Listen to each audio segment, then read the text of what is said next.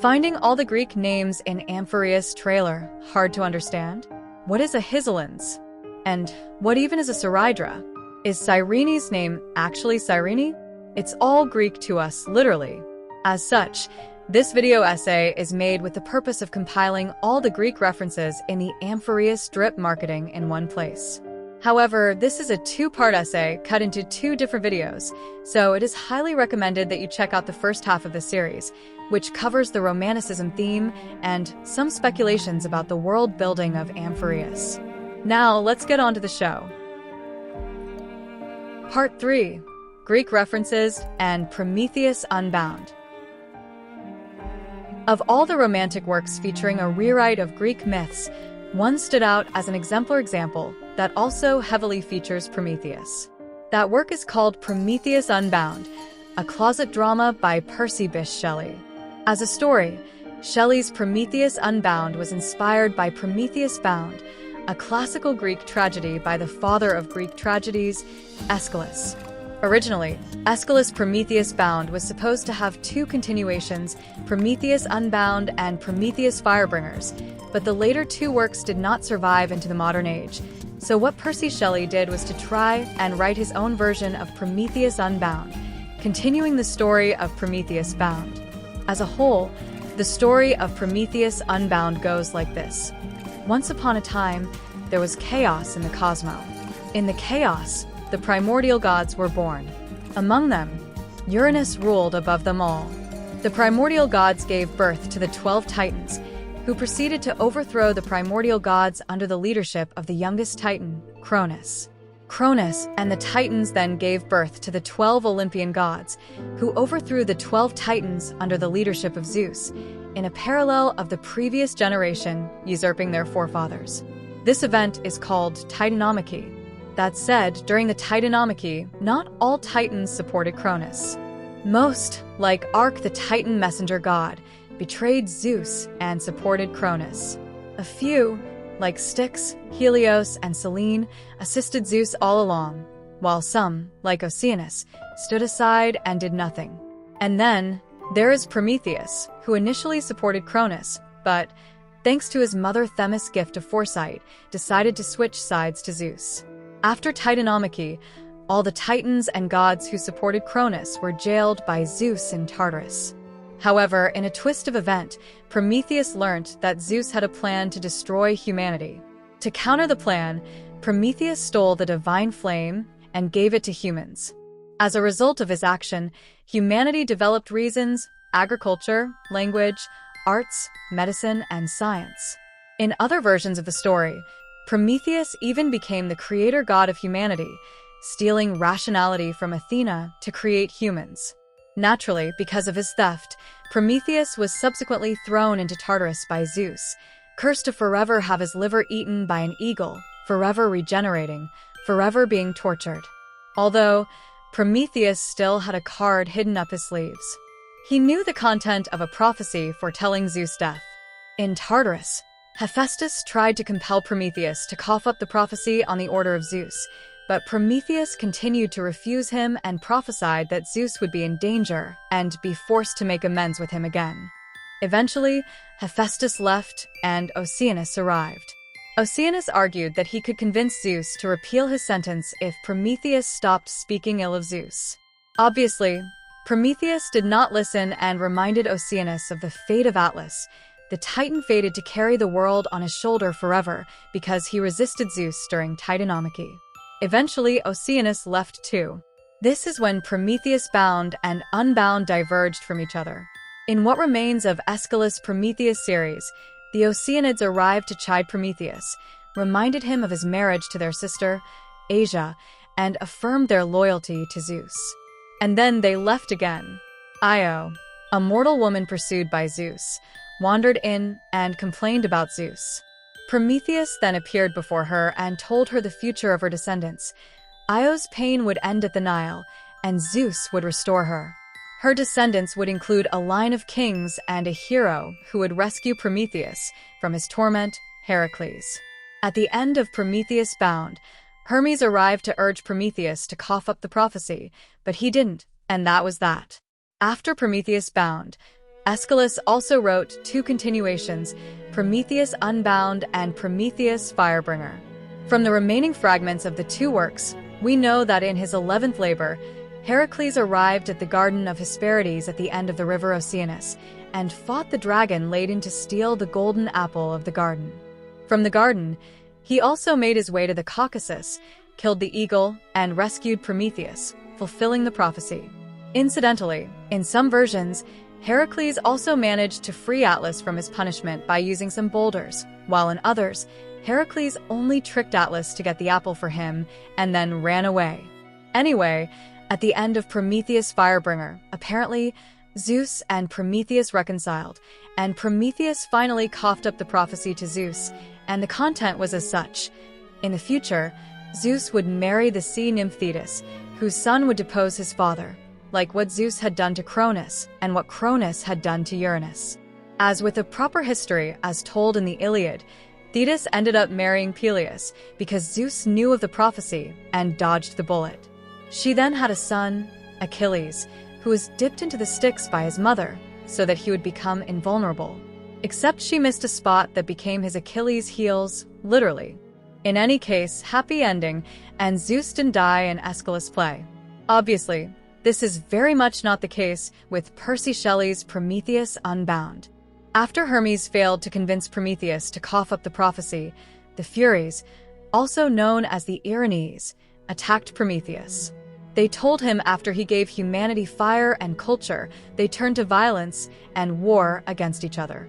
One man tried to preach hope and peace, they said, but he was driven away, his message distorted by humans for the sake of wars.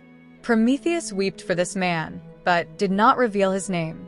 And of course, this man is the child of prophecy, the Demogorgon, also known as the Demiurge in Gnosticism and as Yahweh in the other Abrahamic religions.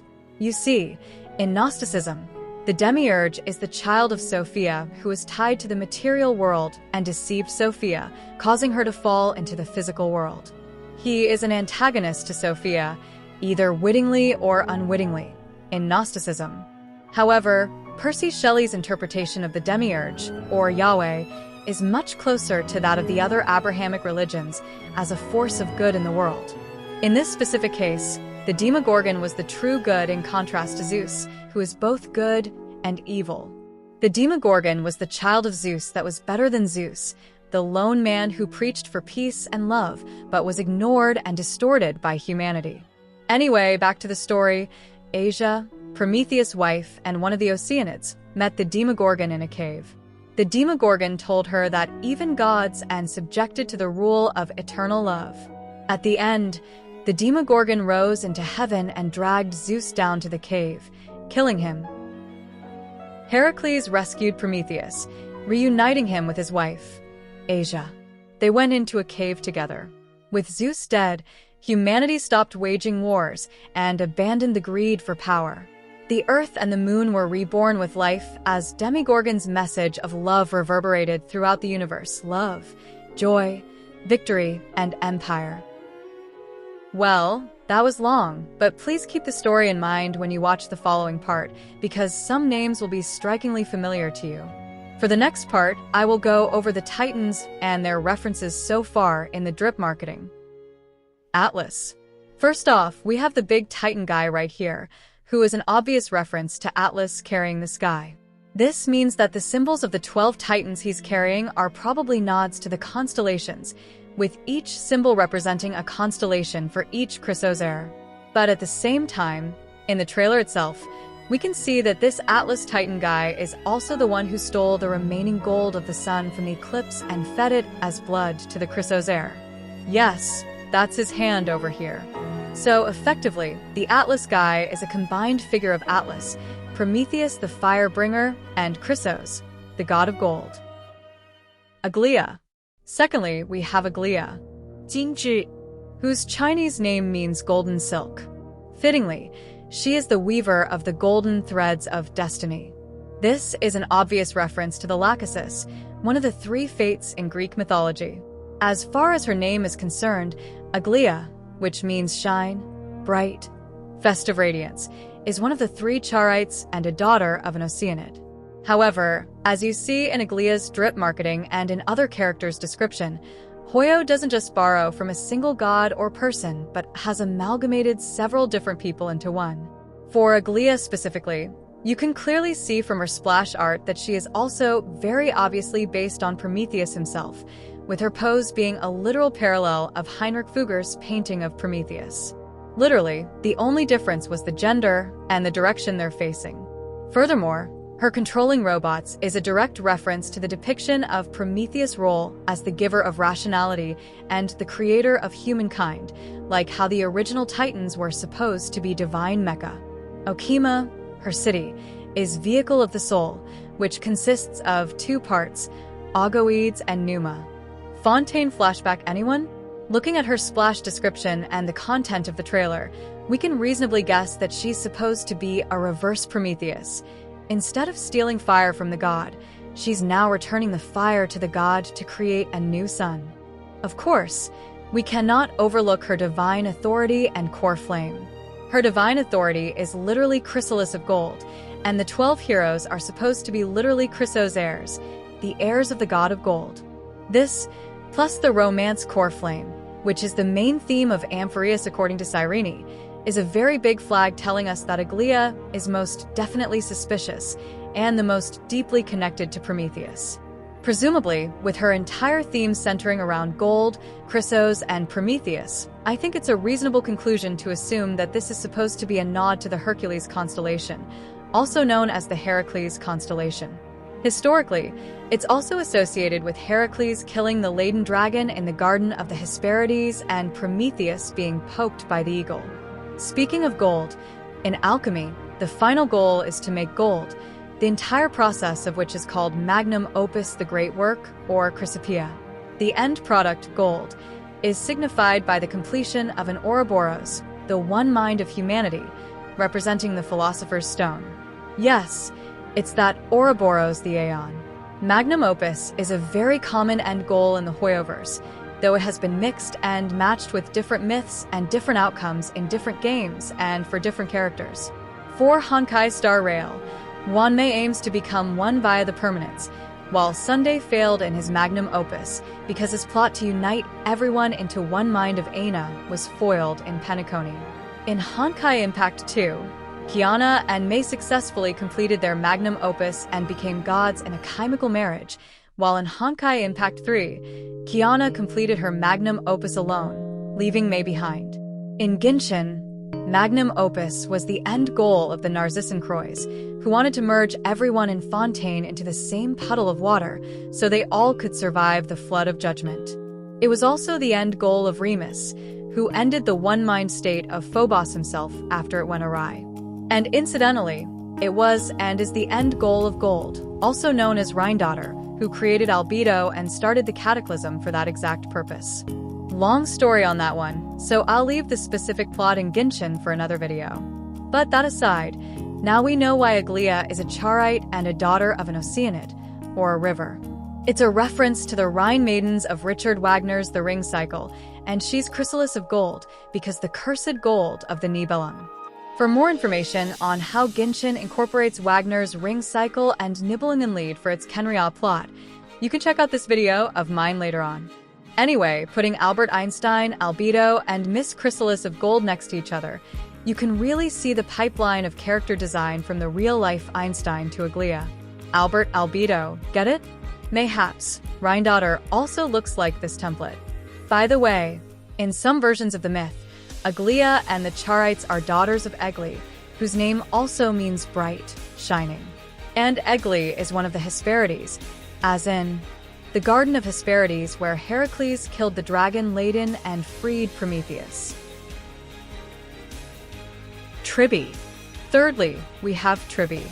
Tibau is supposed to be a transliteration of Tiber, also known as Tiberius, the god of the Tiber River and the son of Janus. Janus himself is a god of doors, two faces, and changes. Specifically in Genshin, Janus had already been referenced in the Remuria World Quest, so it's a decent guess, I think. In any case, her connection to the underworld is most definitely there because in the trailer, through her doors, she led us to the next Titan, Anaxagoras who sat under the tree of the dark and gloomy underworld. Anaxagoras.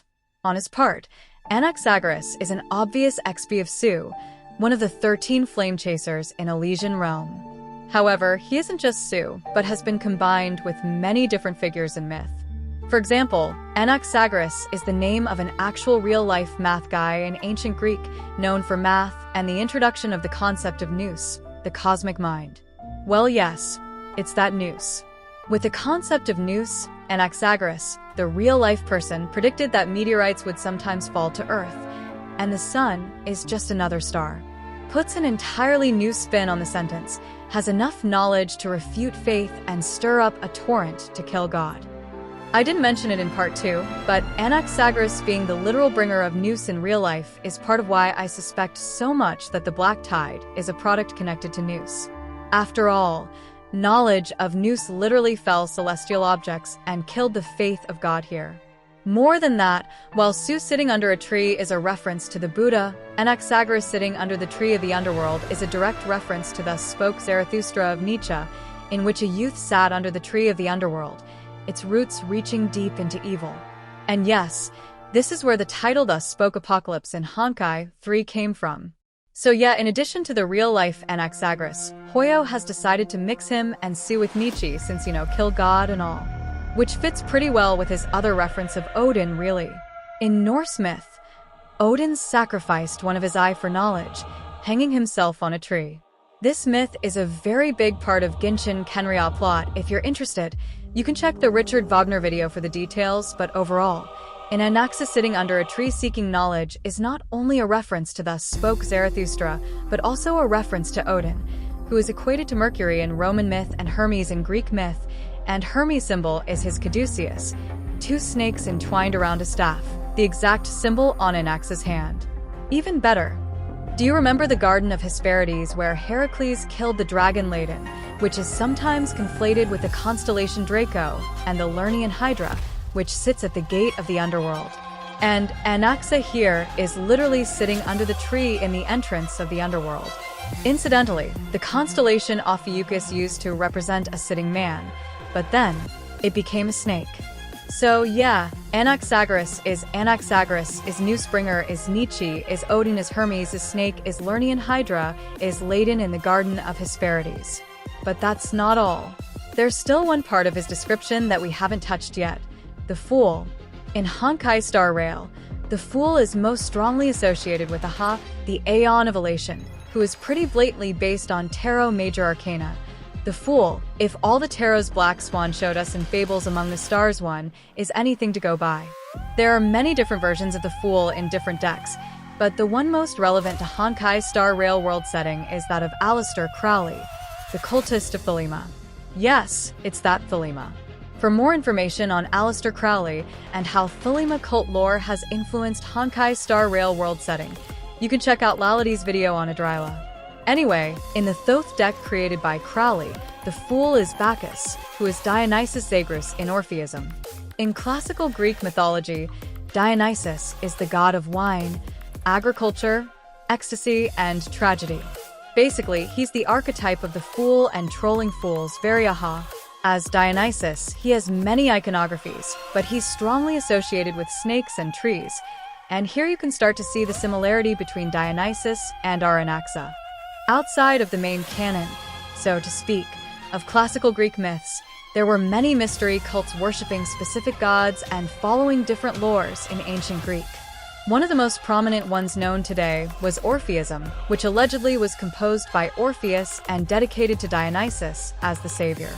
Influenced by Near Eastern religions at the time, some of its lore significantly differed from the mainstream, but it still held a large enough following for its text to survive until the modern day, such as the Dervini Papyrus compiled by Anaxagoras Circle. Yes, that same Anaxagoras, that's our connection right here. In the Dervini Papyrus, Dionysus' role was expanded, and he was given a much bigger role. Dionysus, known as Zagreus, is the child of Zeus and Persephone, the goddess of the underworld, and the chosen heir of Zeus. Unfortunately, Hera, Zeus' main wife, was jealous, so she ordered the Titans to kill and eat Dionysus. Finding everything out too late, Zeus struck the Titans and only managed to rescue the heart of Dionysus. From the ashes of the Titans and the soul of Dionysus, humanity was born, carrying the sin of the Titans and the divinity of Dionysus' soul. Dionysus himself was later reborn by Zeus and Semele, the moon goddess. On the Titans' part, they were subsequently imprisoned in Tartarus by Zeus for the killing of Dionysus. You can really see the influence of the Near Eastern beliefs on Orpheism. And it is no coincidence that some ancient Semitic groups identified Dionysus with Yahweh, the god of the Abrahamic religions. And guess who is Zeus' savior heir who preaches of global love in Prometheus Unbound? That's right, it's Demogorgon, whose name incidentally can be split off into Demo half and Gorgon snake. In other words, a half-snake god who is the savior heir of Zeus, or Dionysus in Orpheism. When we dig deeper, the connection turns out to be even more extensive than that. Do you remember in Genshin where the dragon snake Nibelung tried to rebel against Fan's rules and apparently had a Pearl of Genesis? That part of Genshin lore is inspired by Gnostic and Orphic beliefs about the world egg, the name of which is Fans. Yes, that Fans, which might or might not be represented by Phainon in Amphoreus. But even more than that, the dragon snake Nibelung holding the Pearl of Genesis is another Gnostic and Orphic reference, Ananke, the Ouroboros half-woman half-snake that surrounds the world egg Fans. Get it? Ananke, Anaxagoras, infinity snake god that holds the forbidden knowledge to end a world. Presumably this means Anaxa, as both Ananke and Demogorgon can stir up a torrent capable of killing God, and will try to kill whoever is in the role of Zeus, who, incidentally, is associated with Phainon. Well, maybe. Now, that's not to say that our Anaxa is really said snake like the case with Ermin and Nibelung in Genshin, but there's a good chance that if he isn't the snake himself, Anaxa is at least a summoner of said world-ending Ananke, if that fate-style command spell on his hand is anything to go by. In other words, Anaxa is not only Nietzsche, Odin, and Hermes, Lernian Hydra laden in the Garden of Hesperides, he is also the Fool, bringer of Nous, the forbidden knowledge that can end a world, the world-ending serpents of Amphoreus. In real life, these legends and beliefs are already connected and took inspiration from each other. World tree Axis Mundi and the serpent as the Omphalos navel of the world is a very common element in world mythologies, and to be honest, most of the works have been done by Jung in his attempt to build up a theory of collective unconsciousness. So it's not a hard job for Hoyo to marry all these concepts together once more, especially when they have had experience doing so for Gun Girl Z, Honkai Impact 3, and Genshin. Anyway, let's get back to the topic. There's one final connection Dionysus has to Amphoreus, and that is the story of King Midas. In some versions of the story, it is exactly Dionysus who cursed King Midas to turn everything into gold by his touch. So, brings an entire new meaning to the fool bringing knowledge that can stir up a torrent capable of killing God, if that god of gold is the equivalent of King Midas to the Chrysos heir. Hyacine. Next one is Hyacine. In Greek mythology, Hyacine is the male lover of Apollo, the sun god. Hyacine chose Apollo, but he was also pursued by other gods, the wind gods Zephyrus and Boreas, and a mortal man, the Myos. So in love with Hyacine was Apollo that he frequently abandoned his job to be together with Hyacine on the river bank of Eurotas. However, on one day while they were playing discus together, Zephyrus took the opportunity to kill Hyacine with Apollo's discus. As Hyacine lay dying in Apollo's arms, his blood was turned into the flower hyacinth. Since then, Hyacine as a figure has stood as an enduring metaphor for love, most especially gay love, unrequited love, and love that ended too soon. Notably, in T.S. Eliot's The Waste Land, which was heavily referenced in Penacony, Hyacine was used as a stand-in for Ophelia, who died by drowning in Shakespeare's Hamlet. Hence, you can see why the design of our Hyacine over here is by a river and sleeping, because she's not only a nod to the Greek mythology Hyacine, but also a nod to the hyacinth girl in The Waste Land, who is, in fact, Ophelia. But more than that, Despite her name being Hyacine, like the case of Anaxagoras and Aglaea being an amalgamation of several different figures, Hyacine is also an amalgamation of Hyacine and other figures, and in this case, the description of her role in the trailer is actually the priest that severs the dawn from dusk, and the sky is her slumbering cot. It's a bit wordy, but effectively, it's a riddle talking about the planet Venus, which is known as both the morning star and the evening star, most clearly seen at dawn and dusk in the sky. Hence, the sky is her slumbering cot. Now, in the modern day, when people speak of the Greek myth and Venus, people mostly think of Venus or Aphrodite, which is still a possible reference here, but there are many other mythical figures associated with Venus, including Astrea and the Hesperides.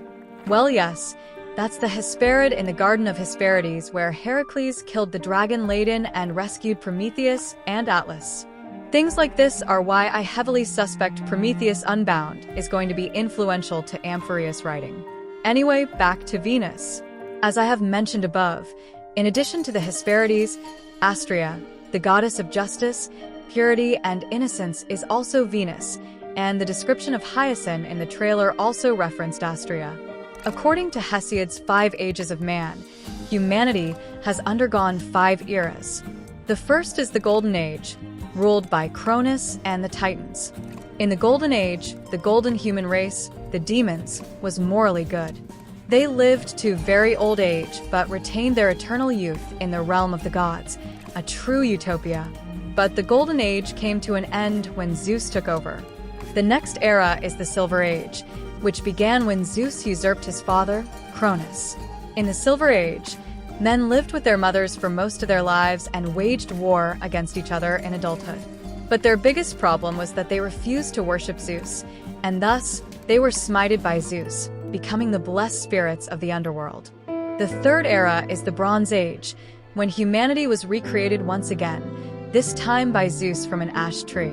The humans of the Bronze Age were tough, but their entire purpose was to wage war. This age and these humans eventually ended with the massive flood, the Deucalion. The fourth era is the Age of Heroes, where heroic figures such as Achilles and Heracles fought their wars against Thebes and Troy. The people of this age eventually died and went to Elysium, the afterlife of heroes. As the heroic age came to a close and the heroes went to Elysium, the Iron Age began, and the rule of the world became might makes right. Social contracts were upturned, brothers fought each other, bad men used lies to be thought good, and the only thing people cared about was gold. Disgusted by the humans of the Iron Age, the gods all left humanity to fend for themselves, and among the last to leave humans was Astrea, the celestial virgin and the goddess of justice. But even she would eventually leave Earth for the heaven, becoming the constellation Virgo or Libra, depending on who you ask. It is said that one day, she would return to Earth and usher in the return of the Age of Gold, the first age of man in Hesiod's list, where the race of men made from gold used to live in harmony in the utopia with the world under the rule of Cronus, the king of the Titans. So yeah, that's why Hyacine here will heal the sky and rebuild the mystical realm. Hyacine, as a reference to Astrea, is supposed to bring back to the utopia of the Age of Gold, which was under the rules of the Titans. Overall, Hyacine, despite her name being an obvious nod to Hyacinth, the male lover of Apollo, is also a reference to the Hesperides, the nymphs of the Garden of Hesperides who guard the golden apple, and to Astrea, the herald signifying the return of the Age of Gold. For the next hero, we have Mydeimos, who actually has 2 names in Chinese. Mydeimos is how he appeared directly in the trailer and drip marketing, and Wandi is how he appears in the trailer description. And these 2 names refer to 2 different figures. Mydeimos is a transliteration of Mydeimos. Presumably, it's supposed to mean myriad of Deimos. Deimos is one of the children of the god of war, Ares, and is twin of Phobos. Together, they describe different flavors of fear. In Genshin, Phobos had already debuted as the remnants of a Seelai and the merged mind, instrumentality style, of every human being in the Remurian Empire. Curiously, while Deimos usually appears as a human in Greek mythology, Phobos is sometimes depicted as a lion, which presumably means that the lion over here with the identical circle symbol thingy next to Mydeimos is Phobos, his twin. His other name, Wendi, literally means myriad of enemies, which can be roughly matched in meaning to Polystratus, the male lover of Heracles. Well, yes, Greek, math, and gay, name a better combo. But I digress. With how the story has shown to be heavily influenced by Prometheus myths, we can reasonably conclude that through Polystratus, Mydeimos here is likely also a reference to Heracles himself, the most renowned labor of whom was the first labor, the killing of the Nemean lion. Heracles' first labor is so iconic that it has effectively become a symbol of Heracles himself in the classical age. Additionally, after its death, the Nemean lion was made to be a constellation, the Leo, which does fit into the Atlas carries the sky, and all the symbols are constellations theme. Presumably, the part about the heir apparent pursues strife and bathes in the blood for their rightful crown is a nod to Heracles and his 12 labors. And well, I think every Fate fan can see on sight that the design of Mydeimos is pretty much an XP of Gilgamesh. With Gilgamesh being the king of heroes, it does make sense that Mydeimos is a reference to Heracles, who is the most renowned hero in Greek myth, bar none. It does make sense, if a bit ironic, considering what happens in Unlimited Blade works. Anyway, Mydeimos being Heracles offers an explanation for why he's described as undying here. As everyone and their mother has known by now, Amphoreus is the Fate reference planet, and in Fate, as a berserker, Heracles has a noble phantasm called God Hand, which is the reward granted to him after completing the 12 labors. In combat, God Hand effectively lets him have 3 extra lives, allowing him to not die even when he is killed 3 times, and 2 lives can be restored every 3 days. So, yep, he's OP, and Ilya was totally right. It's also worth noting that Mars, the planet, is associated with both Ares and Heracles, with Deimos being a moon of Mars, so presumably Mydeimos is probably being connected to the planet Mars here. One last thing I would like to mention here about Mydeimos is the Kremnos blood part. Looking up Kremnos directly only yields the meaning of precipice, cliff in Greek. I checked the Chinese line, which is actually, use the blood of the hanging sharp tip of a blade or spear to pierce the enemy king. I think this line is supposed to mean something like the sword of Damocles, which hangs above the king, and is supposed to signify a dangerous situation for people in positions of power. In this case, it's talking about Mydeimos using said Damocles blade in an attempt to pierce the enemy king. The tagline, "The heir apparent pursues strife and bathes in the blood for their rightful crown," suggests that he's fighting against said enemy king for the crown. For context, Phainon is the White King, as shown later on, and Amphoreus is in a civil war of sort between Black Side and White Side in the trailer. If Mydeimos is on the same side as Phainon, then I assume Mydeimos is the rightful heir of the Black Side, and is allying with Phainon to get back his throne on the Black Side. For Cipher, we have much less information about her, but it's rather obvious that she's supposed to be an XP of Partiphelus, one of the 13 flame chasers in Elysian Realm. Her Latinized name is Whack and yields absolutely nothing of note on internet searches, but her Chinese name literally means race fly human, so presumably she's a nod to Atlanta, the priestess of Artemis described as fleet-footed in the myth. More specifically, she's likely to be a nod to not just Atlanta, but specifically Fate's Atlanta, who is also a cat. In the Greek legend, Atlanta and her lover were transformed into lions as a punishment for violating the decency law in a temple of Zeus, so both were transformed into lions. Fate ran away with this and turned her into a cat girl, so probably Hoyo also ran away with the concept and did the same. At the same time, like most Hoyo characters, she's a mix and match from many different references. In this case, Cipher is not only associated with Atlanta, but also with Botet in design. In certain cults, Artemis is sometimes identified with Botet, the Egyptian cat goddess of the sun. You can clearly see the Wedjat representing the sun on her design, and this design is also sometimes associated to Botet. Also, there's a good chance that she's also a reference to Arc, the Titan goddess of messenger, also described as swift-footed. Unlike her sister Iris, who served the Olympus gods in the Titanomachy, Arc sided with Cronus and ended up being imprisoned in Tartarus by Zeus after the war.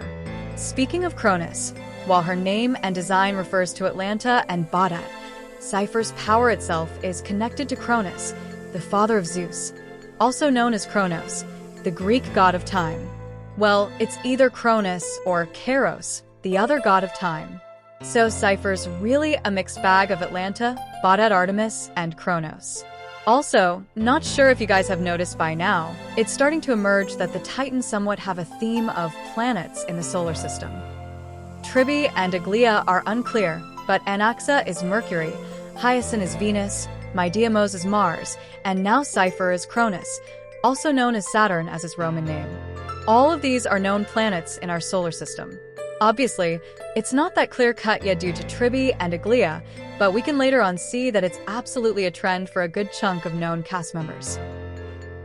For Castorice, her Latinized name is an obvious nod to the Castors, also known as the Dioscuri or the Gemini constellation.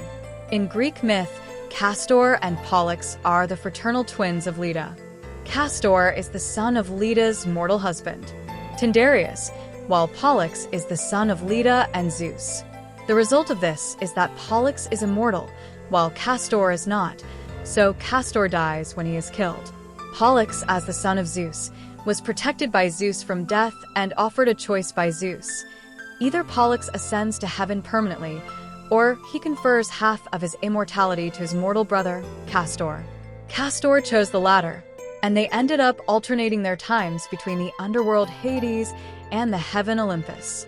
And what's interesting here is that Castorice is specifically a nod to the dead twin, Castor, and not the immortal twin Pollux, so it begs to question where is Pollux and who is Pollux in Amphoreus, because evidently, where there is Castor, there must be a Pollux. I personally suspect that the dragon skeleton next to Castor is Pollux after he gave his immortality to Castorice. Well, it's either the dragon or Mydeimos. Because it's kinda odd that we have twice the reference to the one among a pair of twins, and Mydeimos' twin is also symbolized as an animal, the lion as Phobos. Either way, there's an odd parallel going on here with Castorice and Mydeimos. Like all other characters in Amphoreus so far, Castorice's name is a reference to one thing, but her power, title, and symbolism points to other hidden references not obviously displayed in her name. For one, she is directly called the Daughter of Styx by the trailer narrative, and her entire symbolism is butterflies, which are strongly associated with souls in ancient Greek and in East Asia alike. Literally, her Chinese name, 蛱蝶, means faraway butterfly. Specifically, Styx is the titan of the river Styx, the river of hell infamous for its black water that turned Achilles mostly immortal. Psyche, also known as Soul and is heavily associated with butterflies in classical iconography, is Eros' lover who went into the abyss to grab the black water of the river Styx on the order of Aphrodite. Psyche, in turn, is favored by Persephone, who is the wife of Hades after he kidnapped her from her mother, Demeter. And as the goddess of spring, Persephone is also associated with butterflies and how every spring, Persephone is returned to her mother, Demeter, from the underworld of Hades. So combining everything together, Castorice is likely a combined figure of Castor, Psyche, and Persephone, and with how all of these figures are connected with death and resurrection, it's pretty safe to say that Castorice probably went through something similar. She did not die when she was killed, and was resurrected by someone, probably whoever Pollux is, and became the Daughter of Styx. And of course, because of the iconography of Persephone in her, Castorice is, in turns, heavily associated with Pluto, or Hades in Greek. Side note, but does anyone else also think that Castorice went to the same tailor as Finality Kiana? Same short dress, same butterfly theme, same ambiguous flower, same crown in the draft. Maybe Castorice is partially inspired by Finality Kiana, or maybe she just went to the same tailor. Who knows at this point, considering Hoyo's track record with similar designs that mean absolutely nothing. But I've got to say, it would be a total missed opportunity if the Daughter of Styx doesn't meet Acheron even once in either the main quest or a side event. 'Cause you know, Styx, Acheron, rivers of death. Now, the next character isn't officially named yet, but she's one of the blue girls at the final card, and it's rather easy to predict that she's Hysilens from the trailer description due to the name being ultra-specific. Hysilens in Chinese as Hysilens is si, say, which is an instrument, and sound. This can be alternatively translated as the say sound of the sea or the sea arpeggio, which evidently tells us that Hysilens is the only sea-themed character in Amphoreus cast. Furthermore, the name also tells us that she's probably some sort of sirens or siren adjacent, maybe an Oceanid or some sort of sea nymph. Either way, she's linked to songs and music and the sea. It's also interesting to note that Oceanus and his 3 daughters played a large role in Shelley's Prometheus Unbound as foils and parallels of sorts to Prometheus, with Agia, one of the nymphs, is directly Prometheus' wife and the person to run into the Demogorgon hiding in the cave, signifying the end time of the gods. On another note, Hysilens in this scene over here looks kinda like Aquarius, the cupbearer, with her constellation in the sun disk probably being the cup over here. In Elysian Realm, Eden is another character associated with cups and songs, so maybe Hysilens here is an XP of Eden. Anyway, in the solar system reference table, Hysilens is obviously connected to Neptune, which incidentally was once given the proposed name of Janus and Oceanus. Next up, we have Phainon, who is also a very obvious Kevin XP from Elysian Realm, with the exact same power of deliverance.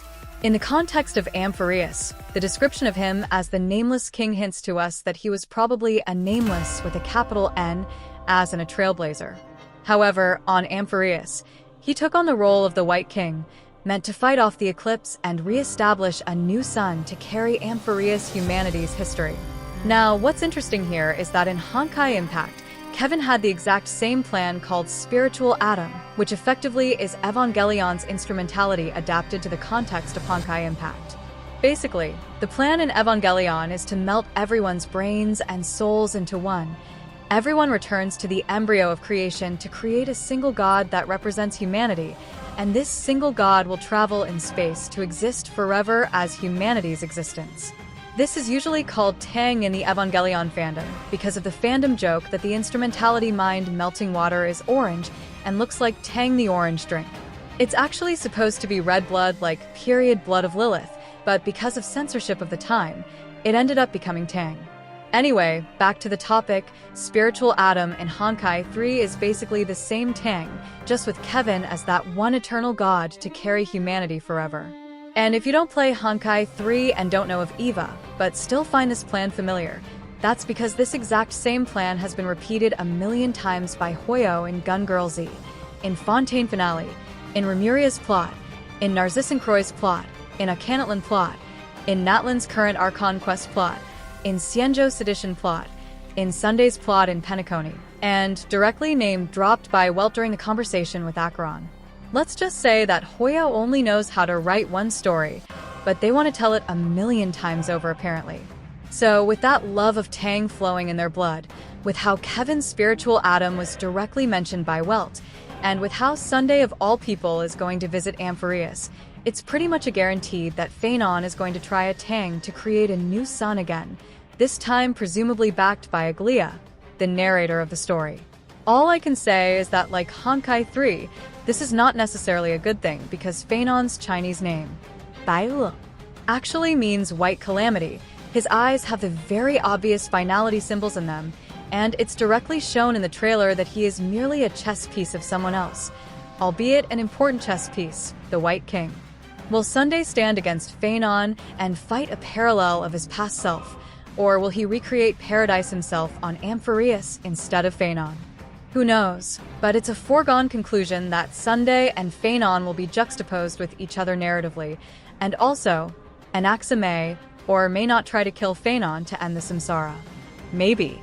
A funny thing here is that Phainon is a reference to Phainon, who is the son of Apollo that died while driving the sun chariot recklessly. Phainon, as a mythical character, was a creation of Prometheus. The legend has it that when Prometheus created humanity, Phainon was the most perfect of them all, and excelling beyond others in beauty. By now, it has been made very blatant that beauty has something to do with finality, backed by Hoyo's consistent reference to Crowley's Thelema lore and recently, in the new Divergent Universe equation that spelled out finality is the beauty. If you want more information on the secrets of the beauty, you can go check out Lalo's video for more details. But anyway, alone this isn't very strong evidence. But the fact that Phainon's eyes have the very obvious finality marking in them in the same way Kiana also has the same is a big red flag for his role in Amphoreus.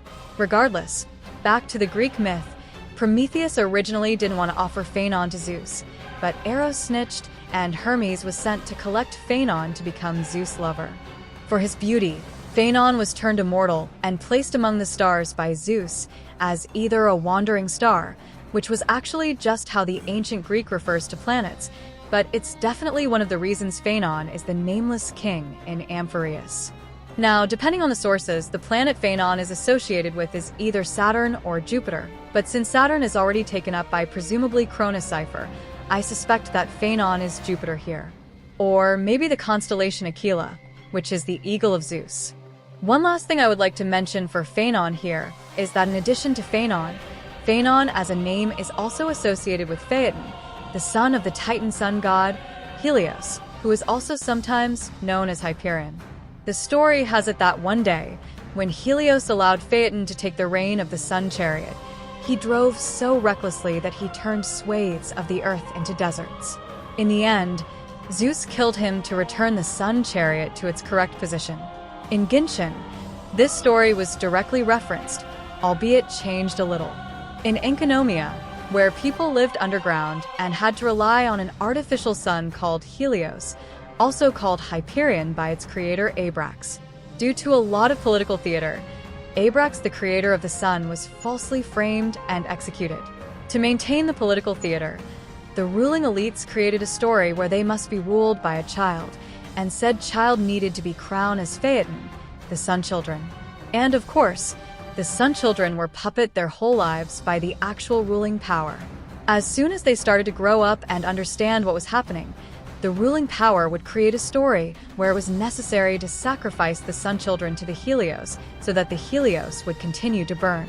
It was all a ruse for power, but as a result of this, the 7 Sun Children, or the 7 Phaetons, were thrown into Enkanomia's artificial sun and died horrible deaths. Now, it's unclear if Hoyo is going to use this storyline again, but considering that Amphoreus is about recreating the sun with the Titan's core flames, it does seem likely that this particular interpretation of Phaeton and the Sun Children as the sacrifices to be thrown to the sun to maintain the sun is going to be reused again.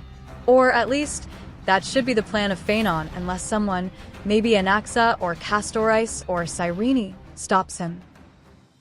Cyrene. For Cyrene, it's very obvious that she's an XP of Alicia. They speak the exact same way and have the same voice actors, so nothing to argue about that. However, the thing is, the girl named Cyrene isn't just Alicia XP. She is also very obviously March. I mean, look at the pictures, their hair strands even match. But even more than that, both Cyrene and March heavily bear resemblance to Mem, the summon of Remembrance MC. Presumably, this means that Mem is actually a reference to Mnemosyne, the goddess of remembrance and memories. One thing I would like to mention is that in Chinese, Mem is Mimi, which means confused, lost. Combine that with the fact that MC is holding a quill and Mem is holding the book that has the exact same eclipse symbol as the eclipse of the Amphoreus. It probably means that Amphoreus is a story, or a memory, stored in said book, as the trailer description itself has already told us, and MC holds the power to write the story. Since it's been established since March Quest that she has been trying to run away from her memories, and that her state of amnesia is connected to Fuli, it is reasonable to speculate that from March's point of view, the story of Amphoreus is her past, not her future, and Mem literally is holding the forgotten memories of March as Cyrene that the Garden of Recollection wants her to leave behind.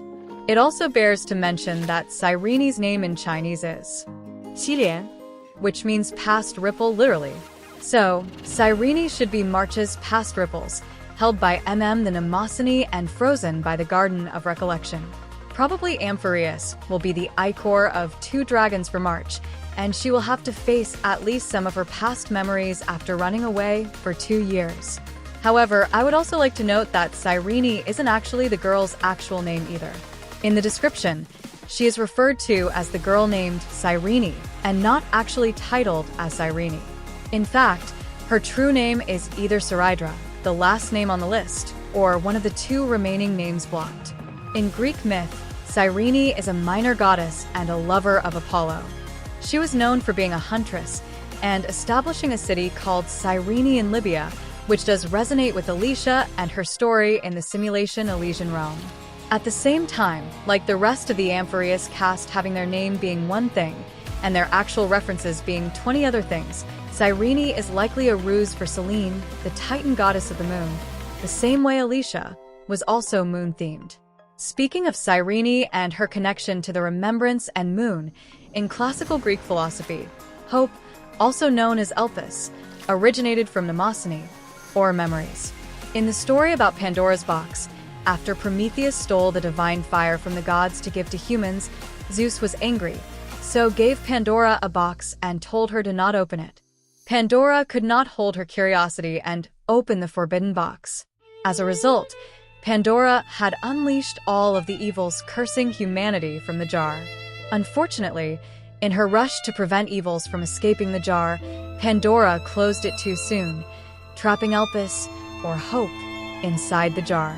Building up on this myth, Plato and Aristotle held that Elpis, hope, cannot be formed without the accumulation of memories. At the same time, the memories here aren't just the memories of an individual's life, but also the collective unconsciousness, called anamnesis, inherited by each human before birth. In the modern day, we call this instinct, but in Plato and Aristotle's time, the people back then believed that this collective unconsciousness is the good of divinity that exists outside of the mortal world. Hence, this is why in Elysian realm, Alicia is the Elpis, or hope, the last good thing locked in the Pandora's box called Elysian realm. She was, in effect, hope born of memories, the anamnesis, the collective unconsciousness of humanity, the human ego that always yearns for the goodness of the divine. So in short, in Amphoreus, Cyrene probably plays the same role as Alicia in Elysian realm, as the hope born out of memories and locked in the proverbial Pandora's box of a simulation. By the way, this plot was also in Fate Iliadrae. Cerydra. It's not confirmed whether Cyrene is Cerydra or not. The placement is a bit suspicious, but since I'm not sure myself yet, I'll just provide the bare minimum analysis on what I've dug up on Cerydra's name. In Chinese, their name is 克律德拉, which is effectively a Latinization of Cerydra, so it's not very helpful. Some components of the name are mildly suspicious, and translated straight, it's something like time rule moral law, so probably a finality-themed character or something. For the given Latinization scheme, searching Cerydra directly on the internet yields on Honkai Star Rail, which is the opposite of helpful. So the last thing we can do now is to analyze it as a compound name. Cer is presumably Ker, the Greek god of the fate of violent death in battles in Greek mythology, or Ceres, the goddess of agriculture and the name of a dwarf planet in our solar system. Interestingly, Castorice is also related to the Norse Valkyrie, who are also the goddesses of dying in battles. The only difference is that the ancient Norse people thought this is a good thing, and the ancient Greek thought this is a bad thing. So the connection between Castorice as fate of death and Valkyries are evident. The second half of the name is probably a reference to Greek Hydra, which means either water or Hydra. Putting all of this together, we can see that Cerydra is supposedly someone who is connected to finality, time, Valkyries, and the Hydra of death, who, incidentally in Honkai Star Rail world setting, is Ouroboros, who is in turns related to the concept of magnum opus and the final tarot card, the universe, as the Red Woman Aglaea becoming an Ouroboros universe, which is in turns finality and the Demogorgon, to kill Zeus of Prometheus Unbound. Hence, why I heavily suspect Cerydra to be Cyrene or Akiana XP, and that either Cyrene or Anaxa, both associated with Hydra Demogorgon, would be the one to kill Zeus. Of course, that's not solid yet, but either way, it would be pretty ironic if an Alicia XP is the one to kill a Kevin XP this time. As for why Aglaea is Thelema is the woman half of the Ouroboros, you guys can check out Lalo's Aglaea video here for more details. For the other two remaining characters, their names are still being blocked, so we have no data about them. Looking at the designs alone, we can kind of see that the final blue girl looks vaguely like Grizio, and the fire armor guy looks a bit like Culpas, but that's still a bit dodgy for now. I'm gonna wait till 3.0 to update this video, and maybe add some information about the two remaining characters. Digressing a little bit here, but I would like to say that this frame here is mighty suspicious. A lot of people have noted that it may be Phainon, or the fire guy. I don't know which of them it is. I'm leaning toward either Phainon or Sunday, but regardless of who it is, it's also a Fate reference. Most specifically, it's a direct reference to the true end of Unlimited Blade Works, where the main character of the story went off to the desert along with his girlfriend to save the world, and then the girlfriend died, and then he wandered alone in the desert until he made a contract with Aglaea and worked as a contractor of the counterforce for the sake of preventing humanity from being utterly stupid.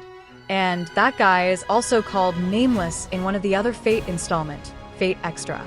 And also, he's the guy specifically dripped to be included in the Fate collab.